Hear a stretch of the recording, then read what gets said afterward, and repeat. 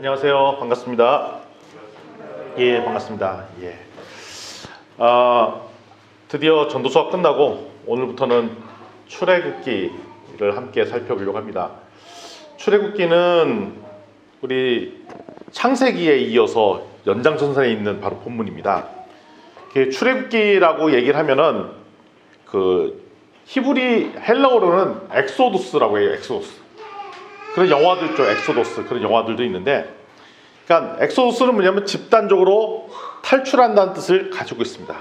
집단으로 이집트를 탈출한 이야기가 여기서 나오고요. 특별히 출애굽기 19장 1절에 있는 그 헬라어 그를 가지고 엑소더스란 말을 썼습니다.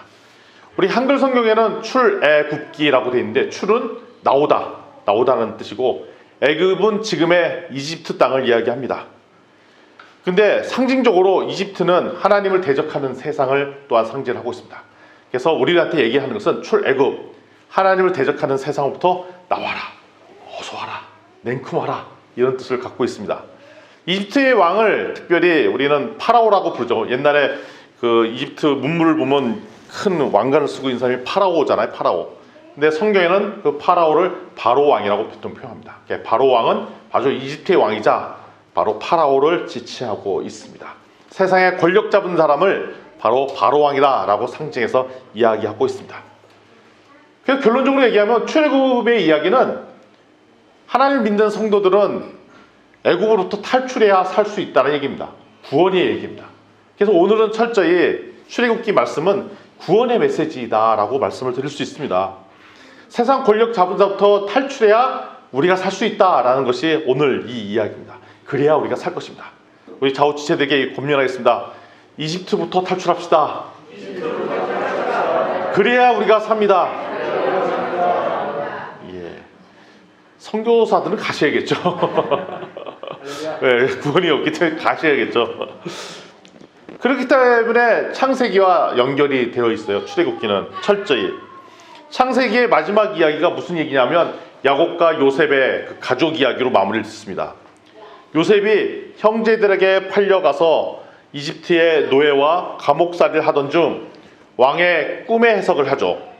그 해석을 잘해서 이집트의 총리가 되고 7년 풍년과 7년 흉년을 잘 극복하여 이집트 땅과 가나안 지역에 임한 큰 위기를 극복해낸 이야기가 창세기 후반부에 나온 이야기입니다. 이에 따라 요셉이 총리를 잇는 이집트 땅에 나중에 야곱과 그 자녀들이 이사 오는 장면으로 이 성경이 마무리되고, 창세기 마지막에는 계속 요셉이 나이가 차서 야곱도 죽고 요셉도 죽는 이런 장면들이 나옵니다. 따라서 창세기의 애굽 왕은, 바로 왕은 요셉이 하나님과 함께 이 사람들을 인정하고 그래서 요셉을 총리로 고용했을 때 이집트가 아주 큰 은혜를 받습니다. 그러니까 세상 왕도 하나님의 권력을 인정하고 하나님 이 세상의 진정한 왕이십니다 라고 인정할 때 놀라운 축복이 있었다는 것이 창세기에 나온 바로 왕의 이야기고 이집트 이야기예요. 반면에 출애굽기 시작은 그 뒤 이야기가 이어지는데, 그 뒤로 이집트로 이사온 그 요셉과 그 형제들이 어떻게 되었는가 얘기가 오늘 이야기입니다. 창세기의 바로와는 달리 출애굽기의 바로는 철저히 하나님과 대적하다가 몰락의 길을 간다는 얘기가 출애굽기예요. 그러니까 창세기에 나오는 이집트는 하나님으로 말미암아, 요셉으로 말미암아 놀라운 회복의 역사가 이어지는데, 출애굽기에 나오는 이집트는 하나님과 대적하다가 몰락의 길을 긋는 이야기가 출애굽기의 얘기입니다. 그래서 오늘부터 이제 본격적으로 살펴볼 텐데요. 출애굽기 1장 5절부터 7절 말씀을 우리가 한 목소리로 한번 읽어보도록 하겠습니다. 화면에 나오면 함께 읽도록 하겠습니다. 시작. 야곱의 허리에서 나온 사람이 모두 70이요 요셉은 애굽에 있었더라. 요셉과 그의 모든 형제와 그 시대의 사람은 다 죽었고 이스라엘 자손은 생육하고 불어나 번성하고 매우 강하여 온 땅에 가득하게 되었더라. 아멘. 처음에 이집트 땅에 정착했을 때 그 야곱과 그 자녀들의 그 가족 숫자가 나옵니다. 70명이라고 적혀 있죠. 여기서 원래 애굽 땅에 살던 요셉과 그 가족은 뺐습니다. 요셉과 그 가족이 5명, 그래서 초찰 75명이 고센 지역에 이렇게 정착하게 됩니다. 그런데 400년의 기간이 흐르자 얼마로 바뀌었냐? 나중에 다른 성경에 보면 그 숫자가 나오는데 장정만 60만 명. 장정이라는 것은 전쟁을 치를 수 있는 성인 남자 숫자가 60만 명. 그리고 어린이, 여성, 노인 숫자까지 합하면 대략 200만 명의 숫자가 되어버렸습니다. 75명의 숫자가 요셉을 빼면 70명이고요. 400년이 지나고 나니까 몇 명이 됐다고요? 200만 명으로 불어났어요. 대단한 숫자죠. 엄청나게 놀라운 부흥을 주셨어요. 창세기 1장 28절에 보면 화면에 잠깐 나올 텐데요. 제가 대신 읽도록 하겠습니다. 하나님이 그들에게 복을 주시며 하나님이 그들에게 이르시되 생육하고 번성하여 땅에 충만하라. 땅을 정복하라. 바다의 물고기와 하늘의 새와 땅에 움직이는 모든 생물을 다스리게 하시니라. 라고 창세기 1장 28절에 이 세상에 풍족하게 번성하게 있을 하나님 나라의 백성 이야기가 나오는데 창세기 내내 이런 풍성함을 맛보지 못해요.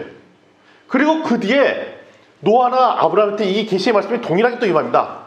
노아는 노아의 홍수 이후 달랑 남아있는 식구들은 가족밖에 안 남았잖아요. 근데 하나님께서 주신 축복의 말씀이 아주 번성하게 되라는 얘기예요. 근데 좀 황당하게 느끼지 않으세요? 다 죽고 우리 가족 남았는데 네 가족만 엄청나게 풍성하게 될 거라는 거예요. 황당하죠. 그 다음에 아브라함이 있습니다. 아브라함의 고민은 지금 아내가 애를 못 낳는 게 고민이잖아요. 그래서 지금 아들도 하나 못 낳았고 막 고민할 때 그래서 종의 애를 할까 아니면 집사를 데려서 뭐 대신할까 이거 고민하고 있는데 아들은커녕 엄청나게 많은 자녀와 큰 민족을 이루겠다는 아주 황당한 메시지를 딱 주세요. 예언의 말씀을. 근데 아브라함은 그게 무슨 이렇게 농을 하셔도 이렇게 세게 하십니까? 라고 하지 않고 믿음으로 취하죠. 믿음으로 받아들여요. 아브라함은. 근데 그 현실적인 것은 지금 아들도 하나도 없는 상황인데 그 놀라운 계시의 말씀을 예언의 말씀을 확 받아들이죠. 이게 아브라함이에요. 근데 창세기를 아무리 뒤져봐도 그 긴 시간 동안에 그 민족이 엄청나게 커지는 장면이 한 번도 안 나오다가 결국 언제 이루게 되냐면 출애굽기 1장 7절 8절에 이르러서 엄청나게 많은 인력의 인원으로 번성돼 있고 그 다음에 그 이스라엘 민족이 엄청나게 강하다라는 말씀들을 드리고 있어요. 창세기 1장부터 아담, 노아, 아브라함, 이삭, 야곱으로 이어질 당신만 해도 가족 숫자가 얼마 안 됐어요. 하지만 하나님께서 예언의 말씀을 계속 받았어요. 예언의 성취는 어떻게 긴 역사적 관점으로 봐야 돼요. 그래서 지금도 어떻게 보면 성경의 예언은 아직 성취되지도 않은 부분들이 계속 있어서 우리한테 계속 예언의 말씀을 풀어주세요. 대표적인 것이 뭐냐면 주님 다시 오신다는 말씀이에요. 주님께서 십자가에 못 박혀 돌아가시고 다시 부활하셔서 올라가셨어요. 곧 오마 그랬어요. 그리고 2000년 동안 안 오셨어요. 그러면 세상 사람들은 뭐 온다고 하는 얘기는 그때 얘기고 뭘 오냐라고 하는데 긴 역사로 보면은 하나도 땅에 떨어지지 않고 하나님의 예언의 말씀이 성취되지 않은 것은 하나도 없었어요. 단 우리는 이 땅에 사는 동안이 한 70년 80년만 살고 말기 때문에 시야가 좁아요. 근데 하나님의 역사의 관점으로 보면 우리는 영원한 생명을 살 거기 때문에 그게 기간의 차이만 있을 뿐이지 언젠가는 하나님께 예언의 말씀은 반드시 성취되신다는 것입니다. 그래서 출애굽기 1장의 말씀이 바로 창세기 1장부터 얘기했던 하나님의 예언이 성취된 거예요. 긴 시간을 통해서. 우리 이런 믿음이 있었으면 좋겠어요. 주님 반드시 오십니다. 그게 하나님께서 예언의 말씀이셨어요. 그리고 성취되지 않은 하나님의 예언의 말씀이셨어요. 우리 자우치 세대께 다시 한번 권면했어요. 주님 곧 오십니다. 아멘. 주님 곧 오십니다. 아멘. 아멘.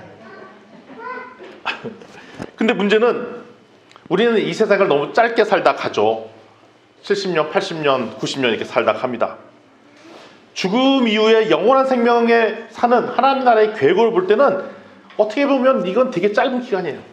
그러니까 어떻게 보면 이 세상에 우리는 영원한 생명 살 건데 박사형 너는 잠깐 요 타임 때 잠깐 요때 들어갔다 나와 이런 미션을 받은 거죠.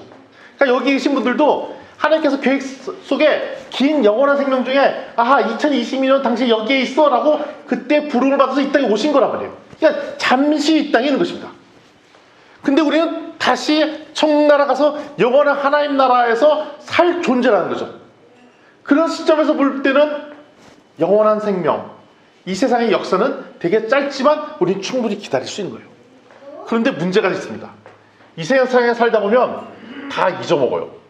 우리 자녀들을 보면 그럴 때가 있어요. 자녀들 보면 어렸을 때는 진짜 해맑아요. 에너지도 넘치고, 그리고 막 웃고 즐겁고, 특별히 뭐 5살 미만 될 때는 그렇게 아빠 엄마를 찾고 좋아라 하고 해맑다가 갑자기 자녀의 얼굴에 웃음이 사라지기 시작하는 거가 초등학교 고학년에 비해서 세상의 쓴맛을 보기 시작하고 공부하다 보고, 그러면 갑자기 얼굴이 사라지고, 그럼 부모님이랑 어디 안아보자 그러면 가족끼리 이러는 거 아니라고 얘기를 하시고, 웃지도 않고 소통이 사라지죠. 그러면서 10대 중반 후반을 가면서 얼굴이 어두워집니다. 세상에 살다 보면, 세상의 가치관에 살다 보면 해맑게 살던 수많은 웃음과 기쁨이 자연스럽게 사라지는 게 정상이에요.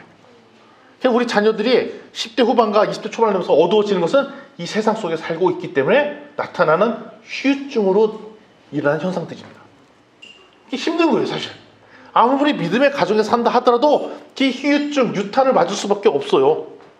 지금 당장 내 문제, 먹고 사는 문제, 건강 문제, 앞으로 이게 때려줘. 지금 당장 내가 지금 대학을 가는 게 중요하지 무슨 소리냐. 내가 지금 중에도 아무리 영원한 생명, 그런 둘째 문제고 당장 요번에 취업하는 게 문제지.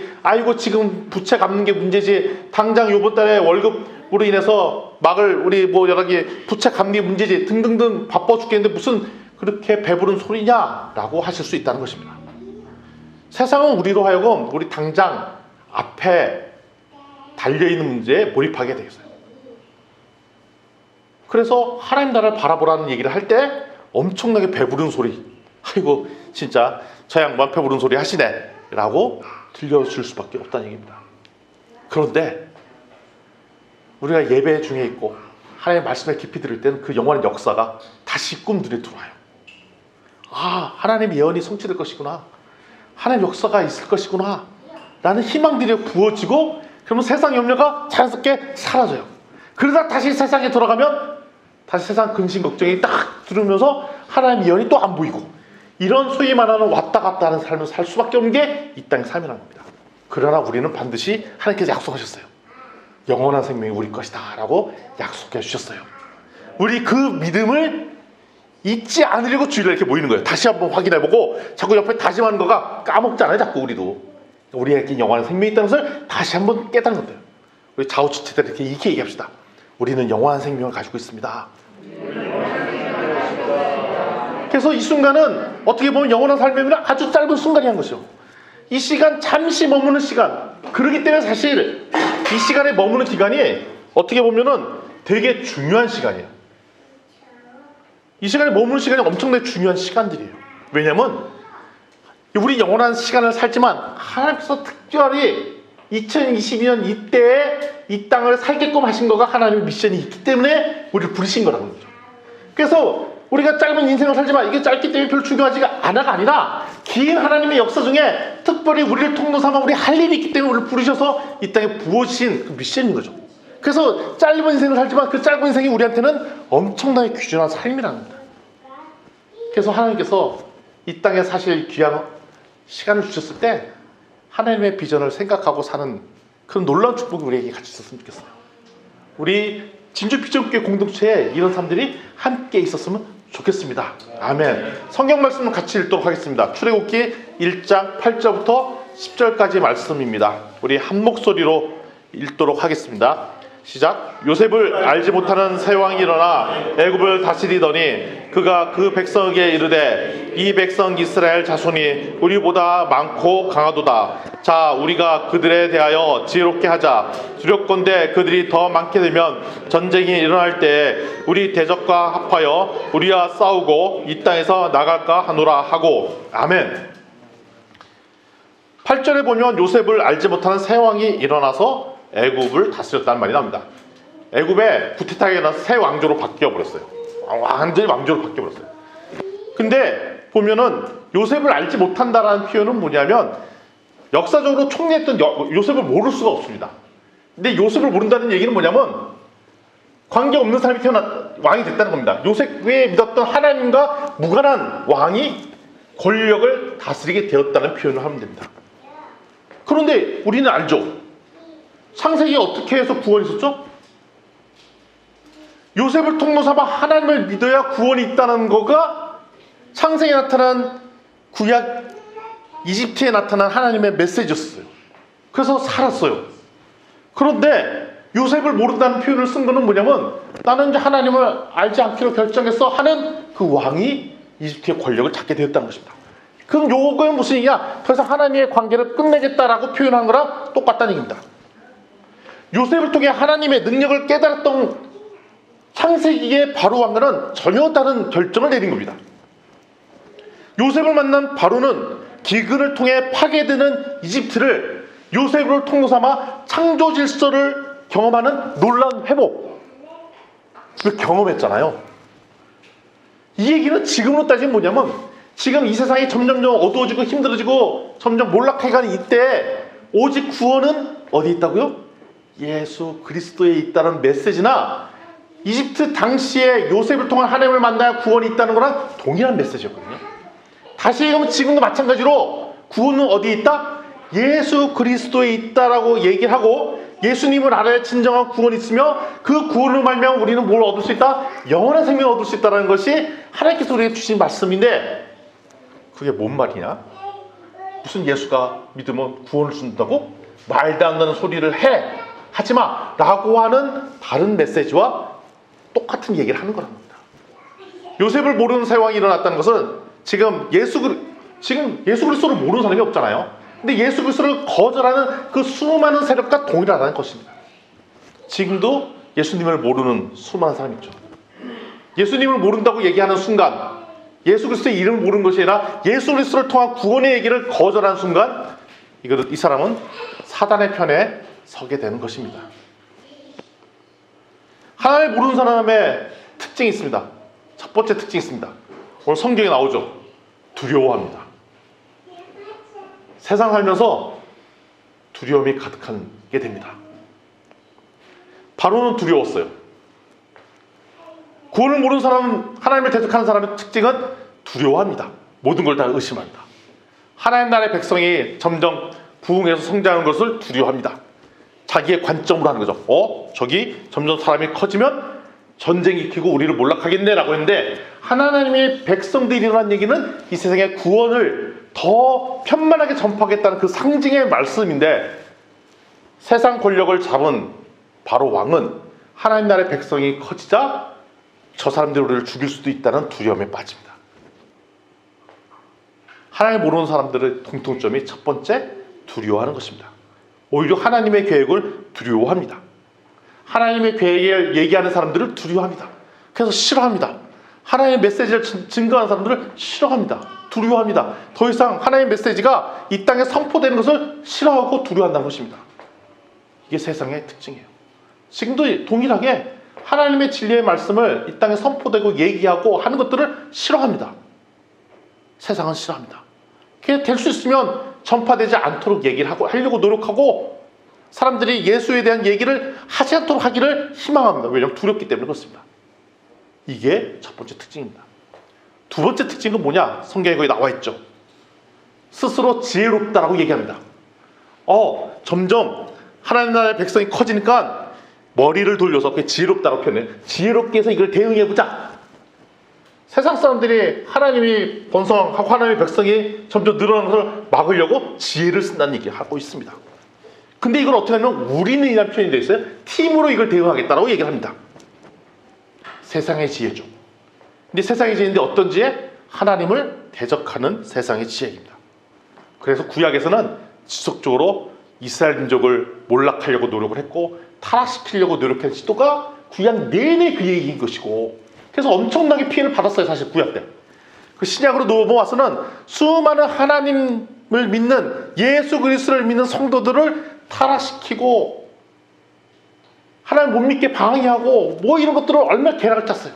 그래서 보면 예수님을 믿는 수많은 성도들이 타락을 하는 이유 중에 하나가 세상의 수많은 간교와 계략에 넘어가서 우리 스스로 타락하고 음란에 빠지고 서로 시기하고 이런 것이 교회 안에도 있는 거예요. 우리 그걸 깨달아야죠. 이게 세상에 주는 교회를 무너뜨리려고 하는 수많은 세상의 지혜자들이 만든 전략인 걸 깨닫고 퇴치하고 막고 이런 일을 해야 되는데 그게 우리의 미션이란 것입니다. 심지어는 이것이 더 나아가서 우리의 자녀들을 타락시키고 있습니다. 우리의 자녀가 점점 세상의 유혹에 빠질 수밖에 없어요. 왜냐하면 그거를 세상은 원하기 때문입니다. 하나님을 예배하고 이런 걸 싫어합니다. 교회에 나오게 하는 걸 싫어합니다. 우리 자녀들이 이상하게 주일날 아침만 되면 졸리잖아요. 그걸 원하기 때문에 그 전날 갑자기 여러 가지 일들이 막 터져서 못 나올 상황들을 만들게 하고 전략을 짜고. 왜냐하면 제일 싫어하는 게 은혜 받는 거거든요. 그리고 별별 훈계를 다 짠 거죠. 갑자기 그리고 졸음이 몰려와. 이상해. 평상시에 안 졸리다가 이때만 되면 졸려. 그것도 다 하나님께서 은혜 받는 걸 막으려고 하는 수많은 방법들, 시도들, 이거 중에 하나라는 것입니다. 그러니까 우리 같이 예배 드릴 때 자우지체들 성도들 자꾸 이렇게 권면하고 깨우고 집중하도록 권하고 이런 이야기를 해야 됩니다. 우리 다시 한번 권면하겠습니다. 하나님 말씀에 집중합시다. 아멘, 아멘, 아멘. 예, 집중하는 소리가 막 여기까지 들리고 있습니다. 아멘. 출애굽기 1장 11절에서 14절 말씀을 또 한 목소리로 보도록 하겠습니다. 예, 거기 나와 있습니다. 함께 보도록 하겠습니다. 시작. 감독들을 그들 위에 세우고 그들에게 무거운 짐을 지워 괴롭게 하여 그들에게 바로를 위하여 구선 비동과 라얌선 셋을 건축하게 하니라. 그러나 학대를 받을수록 더욱 번성하여 퍼져나가니 애굽 사람이 이스라엘 자손으로 말미암아 근심하여 이스라엘 자손에게 이를 엄하게 시켜 어려운 노동으로 그들의 생활을 괴롭게 하니 곧 흙, 이 기기와 벽돌 굽기와 농사의 여러 가지 일이라. 그 시키는 일이 모두 엄하였더라. 아멘. 근데 세상의 권력 잡은 자는 하나님의 백성을 하나님에 집중하지 못하도록 하려고 전략을 짰습니다. 그 전략 중에 하나가 학대하는 겁니다. 학대. 일에 몰두하도록 하는 것, 이게 학대입니다. 계속 일하게 하는 것, 이게 학대입니다. 계속 순종하면서 살아야 된다는 그런 잘못된 이념을 주어봤습니다. 실제로 이 애굽 땅에 있던 백성들이 노예 생활을 하거든요. 근데 모세가 탈출시켜서 가나안 땅 가다가 하루하루 먹거리가 불안하고 하니까 뭐라고 하냐면 다시 노예로 돌아갈래요 라고 얘기를 해요. 이스라엘 백성들이. 그게 노예 근성이죠. 우리는 노예 근성에 팽배하게 있어요. 근데 살다 보면 우리가 애들이 태어나서 학교를 보내잖아요. 원래 학교라는 시스템이 유럽에서 만들 때 유럽에서 공장을 만들고 했는데 공장을 만들니까 직원들이 필요하잖아요. 일꾼 노동자가 필요해요. 그럼 매뉴얼대로 일을 시키니까 이제 글을 알아야 해서 그걸 시켜야 되고, 그 다음에 학교를 가면 무조건 선생님이 여기만 쳐다봐 딴 데서 때리고 그랬잖아요. 그럼 집중하게끔 하고, 그 첫 번째 몇 시부터 수업할 때가 그까지 출근시키는 연습을 미리 학교에서 했어요. 그러니까 어떻게 보면 학교 교육의 핵심은 학문을 익히는 게 아니라 순종을 익히는 거예요. 순종. 명령대로 하는 것. 그걸 보고 나니까 옛날에 제가 의구심이 들었던 게 있었어요. 지금은 없었는데 저희가 초등학교 시절, 중학교 시절 때 월요일 날마다 아침 조회가 있었습니다. 1시간을 운동장에 세워놓고 교장 선생님 앞에서 떼학교에서 마이크를 잡고 연설을 꼭 1시간을 해요. 그리고 우리는 부동자에서 서 있어야 돼요. 그리고 교장 선생님이 중간에 다 끝날 것 같아 하는데 또 이러면서 다른 얘기하고, 그리고 마지막으로 하면 또 다른 얘기하고, 그리고 언제 끝나냐? 한 두세 명이 쓰러지는 걸 보고 끝납니다. 그랬던 경험들이 있어요. 도대체 왜 저걸 하지? 라는 생각조차 못했어요. 근데 나중에 알고 보니까 그 또 그럼에도 불구하고 하면서 부동자세로 순종하는 훈련들을 한 거죠. 제가 또 중학교 때 그 한 선생님 계셨어요. 그 선생님이 이제 수업 들어가기 전에 어떤 일들이 있었냐면 반장 보고 칠판에다 가운데 점을 찍어 놓으래요. 그러면 선생님이 들어오기 전에 우린 다 그 점을 보고 있어야 되는데, 선생님이 딱 들어오기 전에 한 사람이라도 그 점을 안 보고 있으면 그때는 이제 수업을 안 하고 단체 기합을 받았어요. 도대체 차라리 그 시간에 공부를 시키면 왜 저런 일을 시킨가 봤더니 저거죠. 순종. 시스템에 반항하지 않는 것. 근데 그런 게 훈련되다 보면 체제나 규율에 쉽게 동화가 됩니다. 제가 이제 최근에 아내랑 같이 미스터 선샤인이라는 그 드라마를 아주 열심히 보고 있는데, 진짜 구한말 때 그 종들이 있었습니다. 종들. 근데 종들이 거의 자기의 권익이나 이런 게 없이 그냥 부속품처럼 여기는, 지금 반려동물만도 못한 그런 삶을 살고 있는 것을 보는데, 수많은 종들이 본인이 탄압받고 있다는 것을 모르고 그냥 살고 있더라고요. 왜냐하면 그게 당연한 걸로. 그런데 일제가 들어오고 조선이 멸망하게 나니까 그 백정 중에, 노예 중에 권력을 잡은 사람이 생기고 천지가 완전히 뒤집히고 나서야 아하, 이게 부당한 권리를 받았구나라는 깨달음들이 막 있더라는 겁니다. 이 말씀을 드리는 이유는 뭐냐면, 하나님 나라에 대적한 세력들 중에 첫 번째 전략은 뭐냐면 자기 일에 몰두하도록 하는 전략을 썼어요. 그래서 바로 왕이 이집트 백성이 아니라 이스라엘 백성들을 하여금 고된 노역을 하도록, 건축을 하도록 몰입하게 했습니다.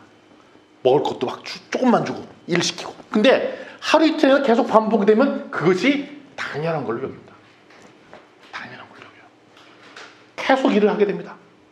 계속 열심히 수명해서만 살 수 있다고 합니다. 출애굽기가 상당 앞부분에서는 이스라엘로 돌아가는 장면이 나오고, 출애굽기 후반부로 가면 성전을 건축하고 율법이 생기고 십계명을 외우고 율법을 지키는 장면들이 나옵니다. 그 장면의 핵심은 뭐냐면, 이 세상을 살 수 있는 게 노동으로 살 수 있는 것이 아니라 하나님의 예배가 회복되어 살 수 있다는 것을 알려주려고 출애굽기 뒷부분이 계속 얘기를 하는 겁니다. 그래서 모세 오경에 창세기, 출애굽기, 그다음에 레위기, 민수기 막 이렇게 나가는 시리즈는 뭐냐면, 이 세상에 살려면 어떻게 살냐면 일을 열심히 해야 살 수 있는 것이 아니라 하나님과의 관계가 회복되고 하나님과의 예배가 회복되어 살 수 있다라는 메시지가 바로 모세오경의 핵심이에요. 그러니까 우리를 살리는 것은 열심히 공부해갖고 열심히 노력해서 좋은 데에 취업해야 살 수 있다는 것이 아니라, 하나님과의 관계가 회복돼 진짜 기쁨과 삶들이 이어진다는 거가 오늘의 메시지라는 것입니다. 바쁜데 무슨 예배냐고 합니다. 지금 이래도 시원치 않을 판에 무슨 예배를 드리고 수요 예배를 하고 뭘 하냐고 합니다. 그럴 때 있으면 단어 하나 더 외우고, 그럴 때 있으면 자격증 하나 더 따고, 그럴 때 있으면 알바하던 거 한탕 더 뛰고, 투잡하던 거 쓰리잡하라고 합니다. 그래야 살 수 있다고 합니다. 그러면서 우리 어른들한테는 그렇게 얘기합니다. 지금 어차피 자녀들이 너희 먹여 살리지 못하니까 노후부장 대비를 지금 하셔야죠. 조금이라도 더 벌 수 있을 때 하라고 얘기합니다. 우리 이 예배 자리에 가야 된대요. 예배는 그냥 마음으로 들으시고 그냥 일을 더 하셔야지 라고 얘기합니다. 이것이 세상 왕의 계획이죠. 하나님께 집중하지 못하도록 하는 것. 그러다 보니까 21세기에 사는, 특히 2022년도에 대한민국 너무 잘 살게 된 건 맞아요. 너무 좋아요. 그런데 여기에 체제에 적응한 사람은 너무 살기 좋은데, 이 체제에 적응하지 못한 사람들은 진짜 적응하기 쉽지 않은 나라가 되어버렸어요. 왜냐하면 엄청나게 노력하지 않으면 살기 어려운 나라 중에 하나가 되어버렸죠. 그러다 보니까 나타난 부작용이 뭐냐면 하나님을 멀리하는 사람들이 늘어났어요. 교회는 다니지만 하나님을 모르는 사람들이 늘어났죠. 우리가 여기에 속으면 안 된다는 것입니다. 그리고 하나님을 모르는 사람의 세 번째 특징이 있습니다. 12절에 나오죠. 근심을 합니다. 근심. 염려를 합니다. 불안에 빠집니다. 우린 늘 불안합니다. 늘 두렵습니다. 염려가 가득합니다. 얼굴이 밝지가 않습니다. 왜냐하면 내가 이 세상을 개척해야 되니까 늘 불안하고 근심이 가득합니다. 이것이 하나님을 모르는 사람의 특징입니다. 하나님께서 우리와 함께 살기 때문에 모든 인생을 책임지려는 믿음이 있으면 불안할 이유가 없고 근심이 없는데, 내가 내 스스로 모든 것을 극복해내니까 인생 자체가 근심이 가득한 겁니다. 그래서 알았어요. 우리 자녀들이 초등학교 가기 전에는 항상 기쁨으로 넘쳤는데 학교 간 이후에 얼굴에 근심이 가득해. 이건 애들의 잘못이 아닙니다.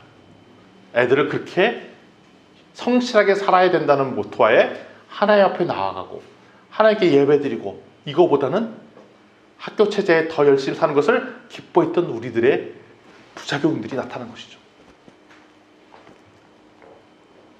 하나님을 모르는 사람은 결국 어떻게 되냐?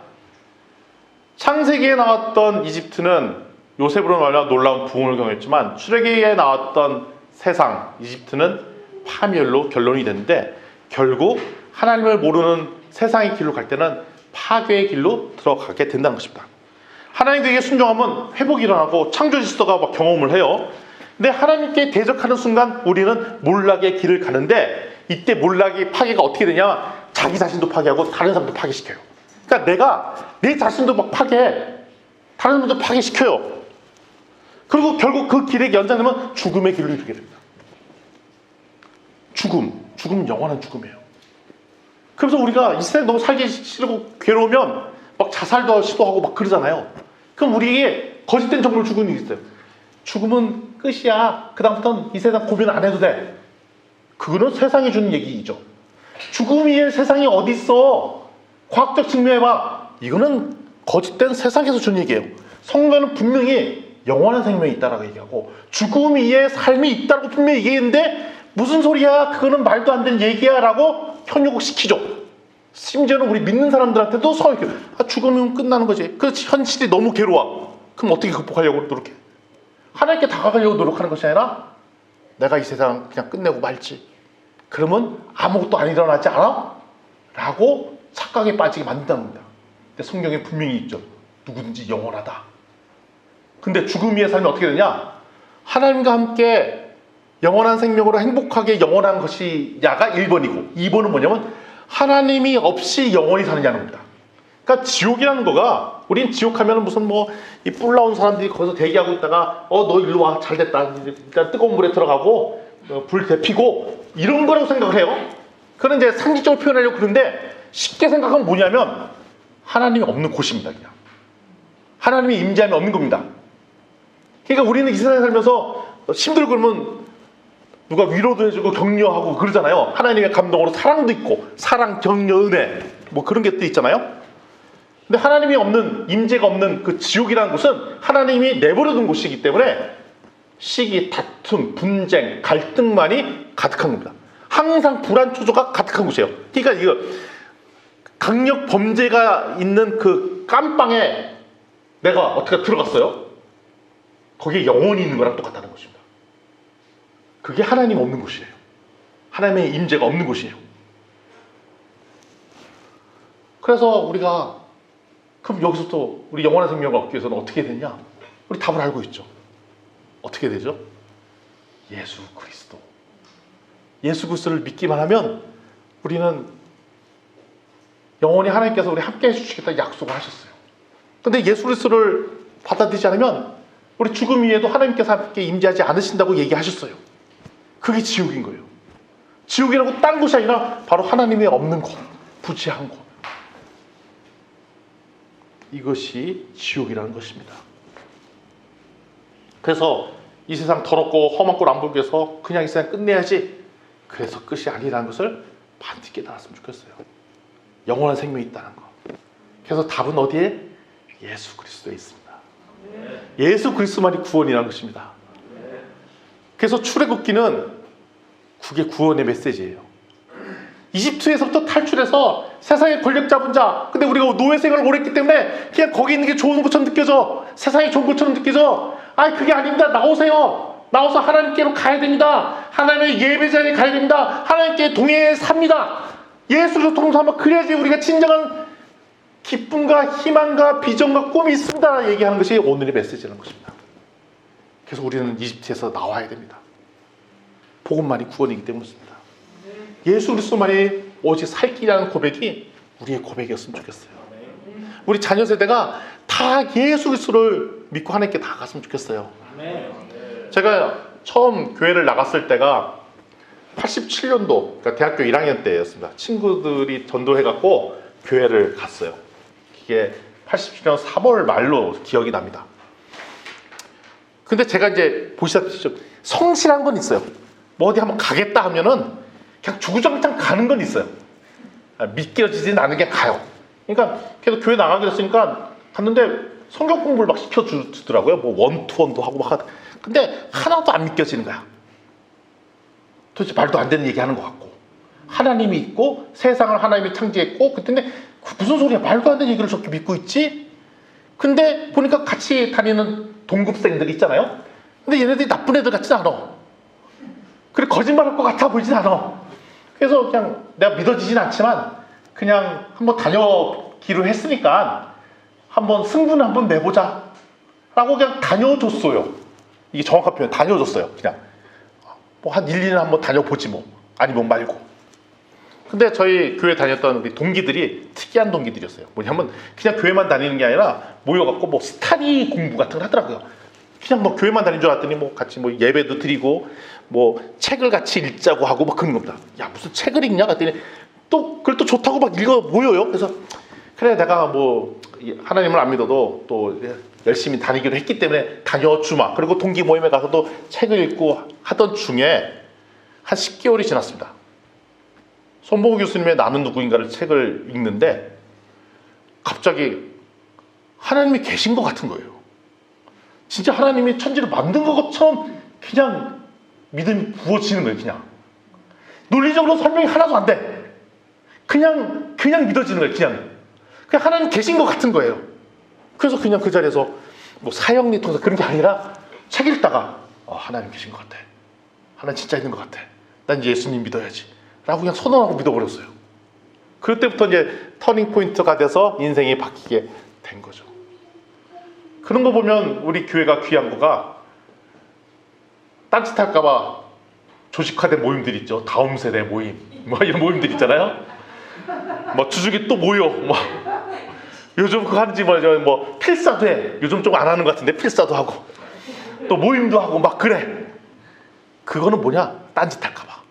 세상 속에 세상의 가치에 우리가 헷갈릴까봐. 근데 그게 무슨 효과가 있을 것 같냐라고 생각하시면 안 돼요. 거기에 은혜 받고 하나님 믿는 사람이 있더라니까요. 제가 그랬다니까. 제가 동기 모임 해갖고 그게 뭐 믿음이 생겨? 아니에요. 저도 모르는 사이에 갑자기 예상치 못한 장면에 하나님이 함께 하실 순간이 있을지 몰라요. 그건 다 달라 사람마다. 그렇기 때문에 우리 다음 세대를 이렇게 모임할 때 격려하고 더 모이도록 하고 누가 안 간다 그러면 야 너 가야지 왜 안 가냐라고 얘기하고 그렇게 해주셔야 돼요. 그러면 갑자기 간식 먹다가 은혜 받아서 하나님 믿을 수도 있습니다. 아멘. 그리고 우리 성인들도 우리 같이 모여서 밥 먹다잖아요. 밥 먹고 설거지 하다가 은혜 받고 하나님 믿을 수도 있습니다. 끝나고 나시면 그냥 가지 마시고 다 같이 교제하시고 한 말씀 나누시고 격려하시고 그러면서 우리가 다 예수 그리스도를 믿고 다 영원한 생명 천국에서 진주 비전교회 애프터 모임이 천국에서 있었으면 좋겠어요. 저는 진짜 천국 가고 싶어요. 왜냐면 궁금한 게 너무 많아요. 왜냐면 저는 제일 궁금한 게 뭐냐면 저희 할아버지는 도대체 어디서 뭐 하셨는지 되게 궁금해. 근데 저는 월남을 해갖고 족보가 없거든요. 근데 그분들의 흔적들이 없어요. 그래서 천국 가면 꼭 우리 조상님들은 도대체 뭐하고 사셨길래 내가 지금 이 자리에 있는가 되게 궁금하거든요. 그런 거 안 궁금하세요 혹시? 사람마다 궁금한 포인트가 달라요 사실은. 제가 왜 이렇게 말씀드리냐면 너무 궁금한 게 많잖아요. 그래서 천국 가고 싶지 않으세요? 한번 맞춰보고 싶지 않으세요? 지금 여러분들 꼬시는 거예요 사실 천국 가자고. 저는 너무 가고 싶어요. 궁금한 게 많아요. 저도 갈까요? 예. 같이 갔으면 좋겠어요. 방법은 한 가지, 뭐? 예수 그리스도. 다 같이 예수 그리스도 믿고 영원한 천국 생명이 우리 것이 되었으면 좋겠습니다. 아멘.